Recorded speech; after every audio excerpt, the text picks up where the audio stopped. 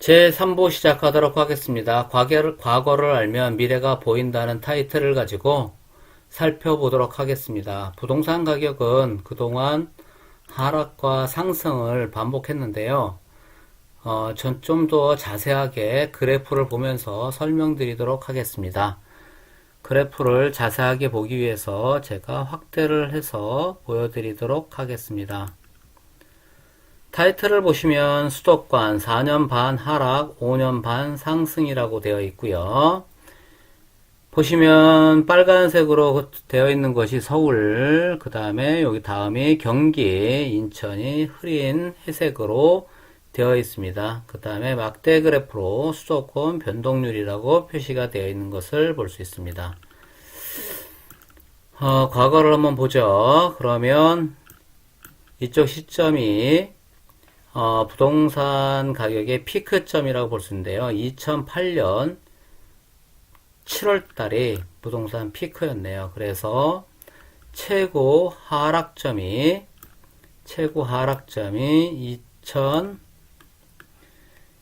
2013년 1월까지 하락을 했습니다. 즉 그때 감소됐던 게 마이너스 15.2% 가격 하락이 있었던 것을 볼 수 있습니다.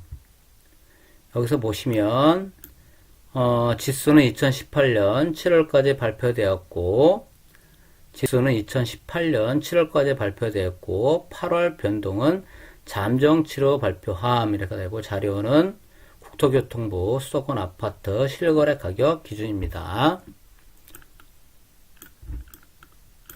2013년 1월부터 2018년 8월까지 그래프에서는 상승된 것을 볼 수 있었고요. 그때 상승분이 33.7%로 하락분보다 크게 많다는 것을 알 수 있었습니다. 그래서 다시 한번 정리하면 4년 반 하락기를 거쳐서 5년 반 상승을 했다는 것을 좀 눈여겨보아야 되고 기억을 하셔야 될 것 같습니다. 그리고 여기 이 그래프가 서울의 집값 동향인데요. 2018년 1월부터 8월까지 급상승한 것을 알 수 있습니다. 그 다음에 여기는 인천 그래프인데요. 인천은 이미 2017년 7월부터 약간 내리막길을 걸었던 것을 볼 수 있고 경기도는 내리막길을 걸었다기보다는 수평이동 내지는 약간 상승한 것을 알 수 있습니다. 자, 그러면 원상 복귀해서 그래프에서 본 것처럼 가격은 상승과 하락을 반복합니다. 일반적으로 얘기하는 10년 주기설이 있는데요. 그러면 10년 주기설은 왜 있을까요? 그것은 주택은 국제경기, 금리, 건축기간 등으로 가격이 크게 변할 수 있는 필수제입니다. 즉 반드시 필요하기 때문에 작은 수급 불균형이 발생해도 가격이 크게 변동할 수 있다는 얘기입니다. 다시 말해 집이 없이는 살 수 없기 때문에 공급과 수요 불균형이 생기면 가격의 등락폭이 크게 일어난다는 얘기입니다. 급격하게 부동산 가격이 폭등하면 여러 가지 문제가 발생하게 되는데 이를 막기 위해 결국은 고강도 수요 억제와 공급 정책인 3기 신도시 발표를 이르게 된 것입니다. 그런데 이게 왜 반복되는지 한번 생각해 보도록 하겠습니다. 가격 침체기에 또는 하강기에는 신도시 같은 공급 확대 발표가 정치적으로 어렵고 또 하지도 않습니다. 건설사 입장에서는 분양이 되지 않으니까 신축 건물을 공급할 수 없어 전체적으로 건축 물량이 줄어들고 이게 누적되면 공급 부족으로 작용하게 되었다가 외부적인 요인의 에너지가 가세를 하면 가격이 서서히 오르고 가격이 오른 것을 감지한 투자 수요, 가수요가 가세를 하면 가파른 상승을 하는 것을 반복하는 것입니다.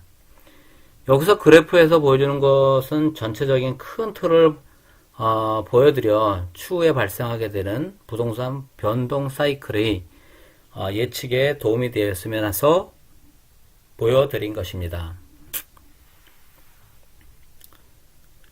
그래프에서 본 것처럼 다시 한번 강조를 하고 싶은 것은 부동산의 가격 사이클은 엄청 큰 배를 운전하는 것과 조종하는 것과 비슷합니다. 그래서 키를 조금 움직였다고 해서 금방 배가 방향을 바꾸지 않습니다. 근데 한번 방향을 바꾸게 되면 그것을 다시 방향을 바꾸는 건 그리 쉽지 않습니다.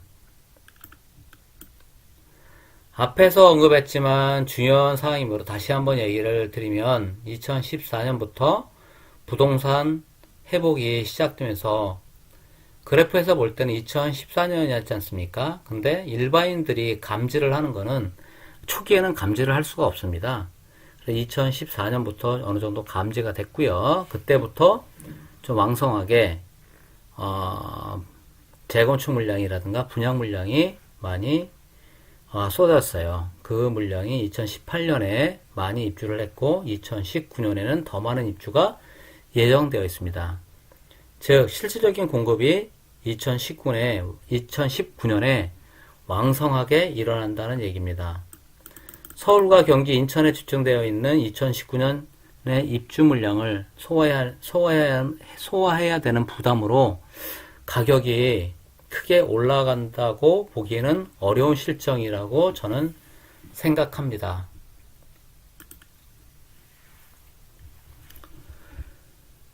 다음은 집값이 현재도 오르고 있는지 아파트 매매 가격 지수를 보고 말씀을 드리도록 하겠습니다.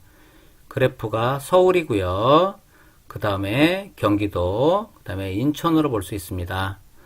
서울 집값도 약간 내리막을 보이는 것을 볼 수 있고요.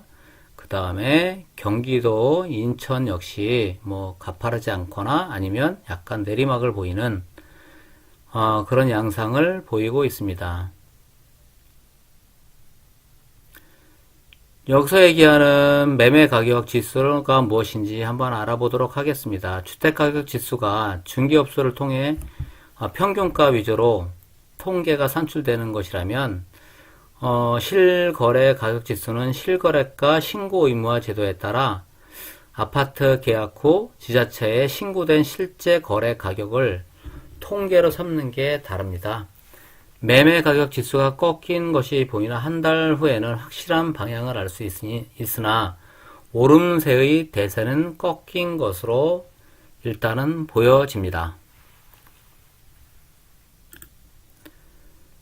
한국감정원 자료에 따르면 2018년 9월을 최고점으로 3개월 연속 하락세를 이어가고 있으며 전체적인 분위기는 내림의 신호를 보내고 있고 가장 일선에 있는 부동산의 최근 동향을 보면 매수를 찾아보기 어려울 정도로 위축된 것으로 말하고 있습니다. 또한 반짝 효과라기보다는 상당 기간 연속될 것이라는 의견이 많은 것으로 보여집니다.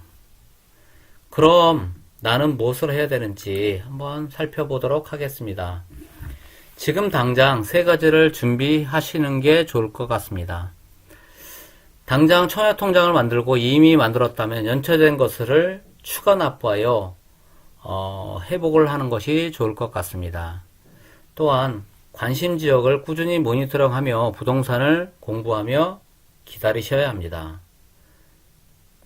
총알을 준비하고 부동산 때문에 비명 소리가 날 때까지 기다리면 될 것입니다. 여기서 반드시 총알을 준비하고 기다리셔야 됩니다. 시간도 저축해야 된다는 것을 명심하시기 바랍니다. 청약통장은 돈이 없어 못 만든다? 이건 말이 안 되는 얘기입니다. 정 그러시면 2만원만 넣어놓고 여유 있으면 한 번에 납부해도 됩니다.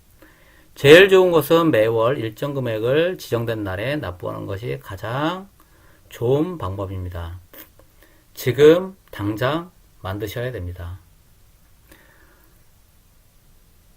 아무리 좋은 것을 얘기해도 최종적인 결정은 본인이 해야 하고 해안이 있어야 좋은 결정을 할 수 있습니다. 그러므로 부동산을 공부를 하면 어떨까 하는 게 제 개인적인 생각입니다.